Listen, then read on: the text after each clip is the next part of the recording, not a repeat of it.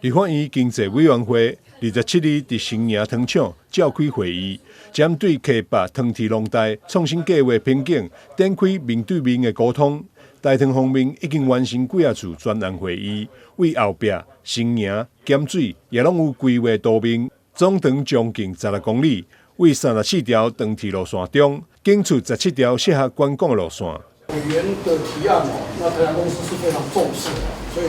我们也很努力的去做盘点。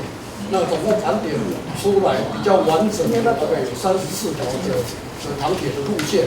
那经过筛选大概只有17条。糖铁路线是比较有可能来架构我们的运输，等于说观光的一个廊道那这个部分，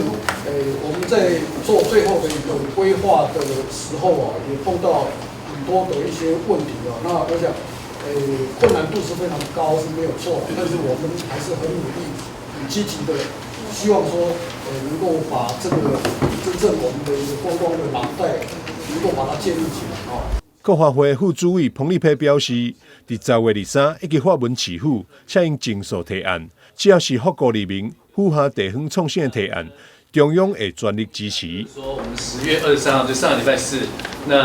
我们也特别发文给那个台南市政府这边希望台南市政府能够加速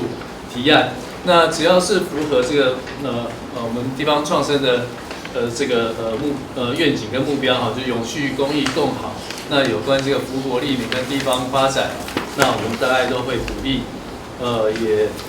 全力的支持。陈兴辉表示，溪坝5分车观光农代创新计划，不仅会当整合后壁新营、咸水这3块农业、产业文化，嘛会当将能量扩大到柳营、白河，吸引青年回来故乡工作，嘛会当串联地方，进而带动观光。从盐水、新营，包括后壁。这整个是西北它的廊带5分车廊带计划，你一定要把这样的串联，它才有经济价值，它才有观光价值，它才有文化价值。所以不是你现在说的盐水到新营，